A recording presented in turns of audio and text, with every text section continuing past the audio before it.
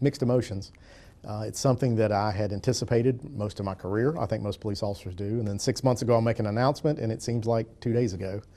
And so much has happened. And, we've now selected a new chief, and I've been working really diligently with him to try to get him up to speed on some internal issues. And just all these things are happening, and I'm finding myself making lists. I got to do this by the end of the day. I got to do this, all in preparation for my ceremony and the final day.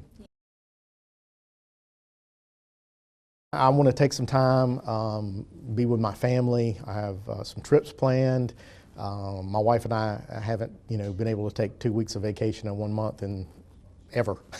And so we're going to do some traveling and just re-engage with some of the family and actually some old friends. I have a lot of folks that I came to the organization that have retired. I'm the last member of my academy.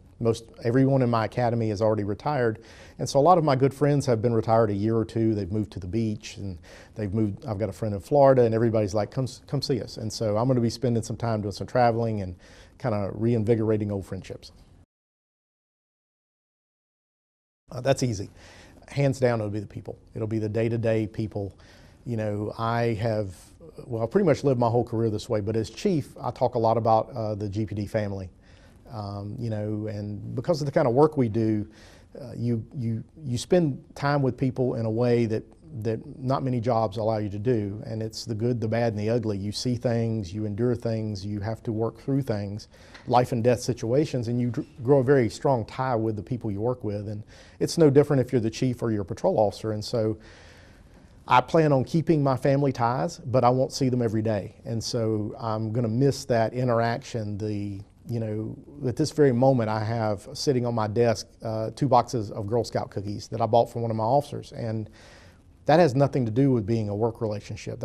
We're family, and we know each other's kids' names, and when someone's out sick or they have a sick child, we ask about them, and it's a very personal relationship. And so I won't have that on the same frequency. I don't plan on letting it go. So I keep picking on everybody that, I'll come back for lunch.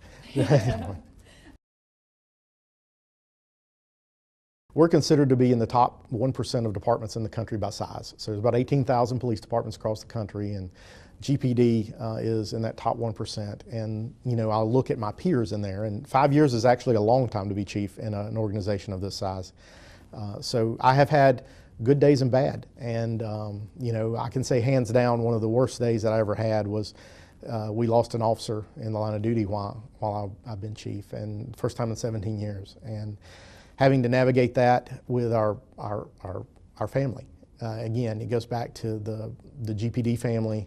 That young man had family that actually worked here, had retired from here, that I had worked with for many years. And so having to go through that was one of the greatest honors of my career, to be able to be the chief, and also one of the hardest series of days that we had. On the other side of the coin, we've had some really successful police events. I bring up that, 18 months ago, we had what would have been a national story, a school shooter at Smith High School, an individual who walks into a high school with 2 handguns and a backpack full of ammunition and a hit list. And at the end of the day, we were able to bring him into custody. No shots fired, no one lost their life, and I'm so proud of that. And it was a relationship between the Guilford County School System. Our SROs trained well, our street officers that responded trained well, and it all come together and it all worked. And so, and that's from one extreme to the other, but there's dozens of those. When we make an arrest, when we bring home a lost child, just within the last few months, we were national. I had friends in Las Vegas calling, saying, I saw your news conference on CNN about this little girl who had been taken from our community.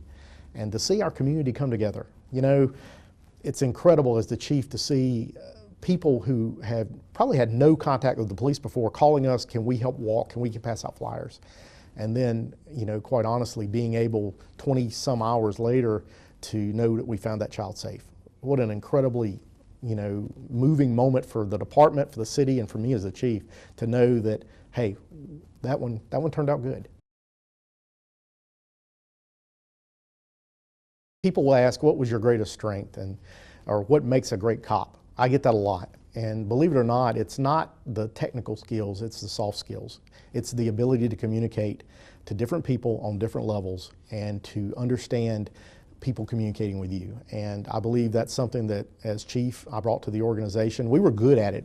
GPD was a good communicator, and I was brought up in an organization that did that, and I just took it to another level. We created the Office of Community Engagement. You know, in 2015, we were, as a nation, we were really going through a lot. We had a lot of incidents happening all around us, as close as Charlotte in the last couple of years that had civil unrest.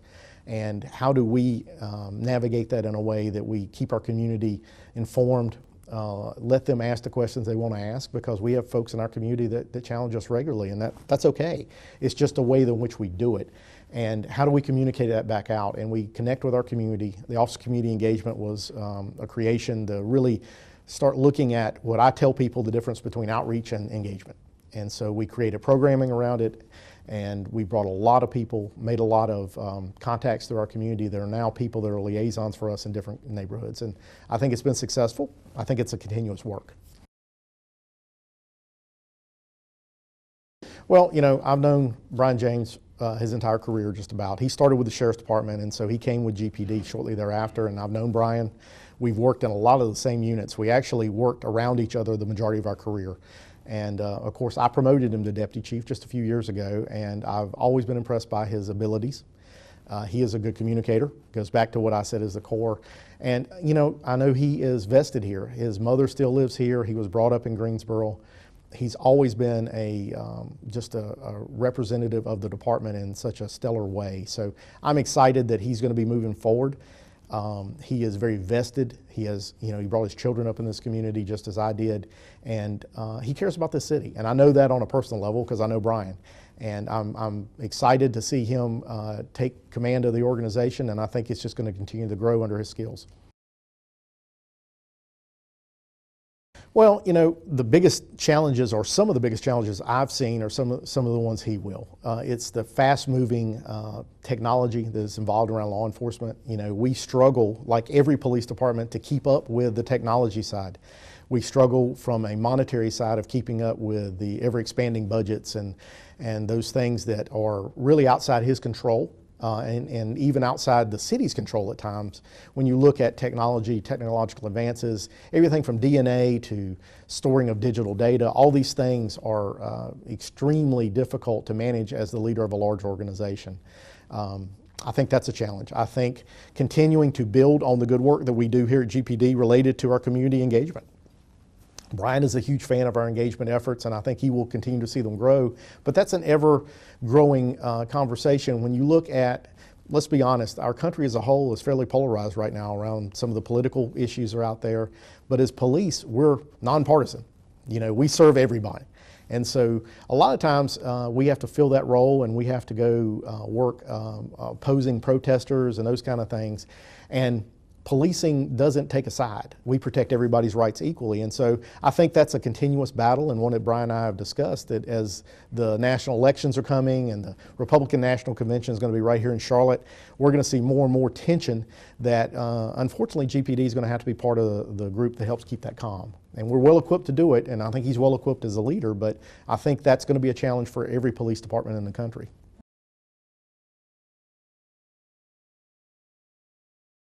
Even as the chief, I get involved in those. I get the phone call in the middle of the night if someone's lost their life. It's important to me. It's important to any GPD officer. And you know, the numbers are high. We're concerned because obviously every life is an important life. We don't want to lose a single one, but looking at the root causes and the gun violence, the number of guns and number of weapons we're seeing on our streets have increased steadily in the last 5 years I've been chief.